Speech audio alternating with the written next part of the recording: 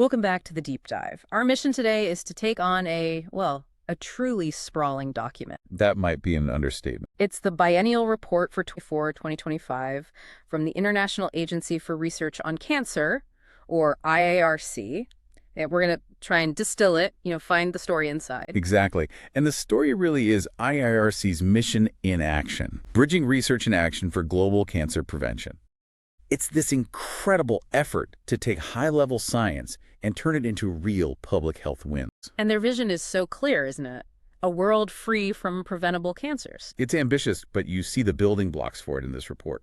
Before we dig into the science, we should probably touch on the organization itself. It's actually growing. It is, which is great news. They've added 3 new participating states. Okay. Who's joined? The Kingdom of Saudi Arabia and Egypt came on board in May 2024, and then Portugal joined in May 2025. It really broadens the collaboration. Which is so important, but the report also points to a major challenge. A very significant one. The intended withdrawal of the USA from the World Health Organization. And the U.S. has been a foundational partner for IARC since the very beginning, right? Since 1965. Their involvement, especially through the National Cancer Institute, is just so integral to flagship projects like the IARC Monographs program. So this isn't just, a political headline. This could have real, tangible impacts on the science itself. Precisely. It creates a lot of uncertainty. You need stability for this kind of long-term global research. Absolutely. So for you, the learner, we're going to trace that path. We'll start big picture with the macro-level policy tools. And then we'll dive right down to the micro, to the genetic discoveries, and see how it all connects to ease the global burden of cancer. Okay, So let's start at the foundation. Global data.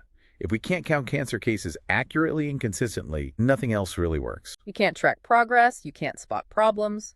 Exactly. And that's why things like the International Association of Cancer Registries conferences are so critical. They had them in Beijing and in Izmir.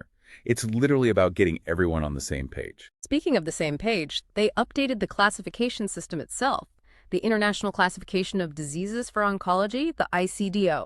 To its 4th edition, ICD. Now, for those of us not in a lab, why is updating a code book so important? Well, think of it as a language update.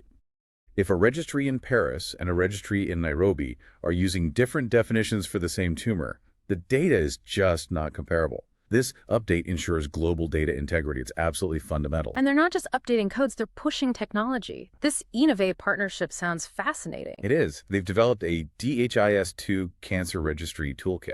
DHIS2 is this massive health information system. Right, and they've piloted this toolkit in Rwanda and Jamaica. What does that do on the ground? It's a leapfrog.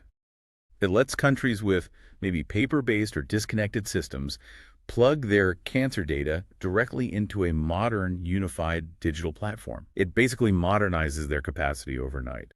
And that capacity is desperately needed, especially when you look at the equity findings. I mean, some of these numbers are just stark. They are. The report confirms that in sub-Saharan Africa, less than half of cancer patients survive for 3 years after their diagnosis. Less than half. That is a tragedy. And it's a tragedy that's compounded by financial devastation. The report really dives into this idea of financial toxicity. And that's not just the cost of the drugs, is it? No, not at all. They've developed this framework to assess the total burden. It covers direct medical costs, sure, but also non-medical costs. Like what? Like travel or... Travel, childcare, losing your job because you can't work during treatment, a family member having to quit their job to become a caregiver. It's the full financial devastation, and quantifying it is the first step to addressing it. Seeing policy as a form of medicine, and you see that everywhere. I mean, they launched a new website on World Cancer Day 2025 just to focus on reducing cancer inequalities in Europe. But the tobacco findings, I think, show the power of policy most dramatically. The modeling on this was incredible. Stunning. IRC projected that one single action, banning the sale of tobacco to the young generation, could prevent 1.2 million lung cancer deaths globally by 2095. 1.2 million. Let's just sit with that for a second. From one policy change. And they broke it down by region, which shows where the impact would be greatest. Where did they see the biggest effect? The projections were highest in places like Northern Europe, about 68% of deaths preventable, and Australia and New Zealand around 60%. It just shows this isn't theory. Policy has a massive, quantifiable impact. Okay, so we've seen the power of policy, but good policy needs good evidence. Let's zoom right down to the molecular level where that evidence is born. This is where it gets really exciting. They've made these huge strides in mapping cancer's genomic landscape. Take renal cell carcinoma, RCC. Right. What did they find there? A major study just exploded what we know. It expanded the number of known genetic regions that make you susceptible to it from just 13 to 63. From 13 to 63, that's a massive jump. It is. And just as important is how they did it. The study really emphasized population diversity. For other work, like on head and neck squamous cell carcinoma, about a quarter of the cases came from non-European populations. Which is critical because if you only study one group's genes, you're missing the story for the rest of the world. Exactly. Now, we're using some technical terms here when we talk about a genome-wide association study, or GLOS. Right. For those of us who don't have a genetics lab in the basement, what is that? It's basically a giant fishing expedition. You scan the entire genomes of thousands, sometimes millions of people to find these tiny variations that are more common in people with a certain disease. So you're hunting for inherited risk factors. Precisely. And finding 63 regions for RCC instead of 13 gives us so many more targets for prevention. And it's not just about finding the genes, it's about how they interact with the world, right? That's the key. The research on head and neck cancer showed how variants like BRCA2 and ADH1B, their effects are modified by smoking and drinking. It's the classic gene-environment interaction. A perfect storm. That idea is really at the heart of the Mutagraphs project. Okay. This is molecular forensics. They're finding the actual fingerprints of exposures left on tumor DNA. This led to maybe the most shocking finding in the whole report about early-onset colorectal cancer. This one is a paradigm shift. They found that mutational profiles linked to colobactin, a toxin made by a very common gut bacteria, E. coli. Common one. Yes, a specific strain, PKS plus AA. But that toxin's fingerprint is present in about 50% of colorectal cancers diagnosed in people under 40. 50%, half, from a common gut bug. That changes everything. It really does. For years, we've focused on diet and lifestyle later in life. This points to a mechanism rooted in our microbiome, possibly starting very early. It's like finding the culprit has been living inside you all along. And this forensic approach also uncovered some weird geographical clusters. It did. The Mutagraphs project is like a global detective agency. They found one signature, SPS12, that's really common in kidney cancer, but only in patients from Japan. And they don't know what causes it. The agent is still unknown, but the signature is the clue. Same thing in Romania and Serbia, where they found a high prevalence of exposure to aristolochic acid. They don't know how people are being exposed, but the genetic evidence is undeniable. Incredible, the environment leaving a literal scar on our DNA. And this focus on early life extends to epigenetics, too. The EGM study was a proof of concept.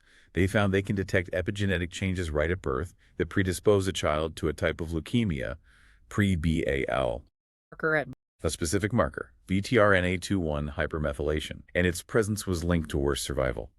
It's powerful evidence for a precursor state you could potentially screen for. And you can connect that back to the environment, too. I was struck by the research in Burkina Faso on mycotoxins.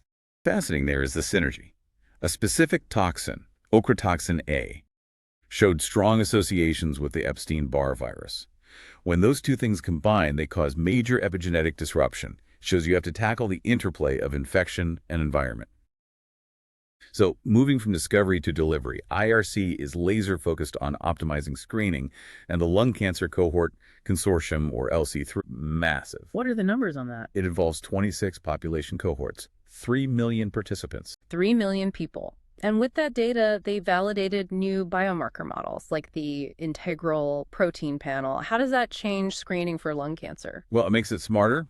Right now, it's mostly based on age and smoking history, which is a bit of a blunt instrument. It can miss people who are high risk and include people who are low risk. Exactly. This protein panel uses biology to refine who is truly at high risk. It makes screening more effective and safer. And while lung cancer gets a lot of attention, the report really flags bladder cancer as a major priority. Really needs that attention.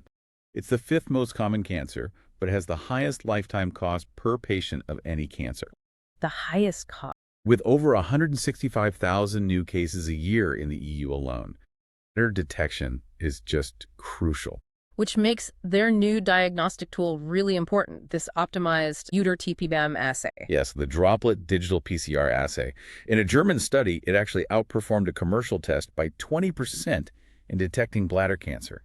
That's a huge improvement. Better tools, but also smarter strategies. I was interested in the research on low-value care. Right. That's about quantifying things like overdiagnosis and overtreatment, for instance, in slow-growing thyroid or prostate cancers.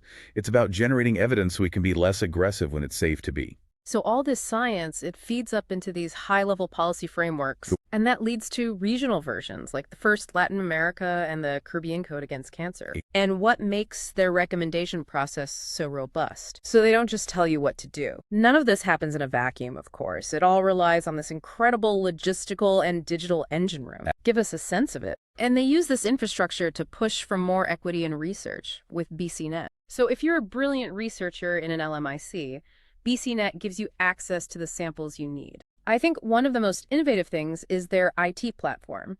The idea that collaborators can analyze IIRC data remotely without ever downloading individual level data. And we have to mention the Blue Books, the WHO Classification of Tumors series. And all the while, the IIRC monographs are quietly doing their essential work. And they're not just creating knowledge, they're spreading it. This has really been a journey.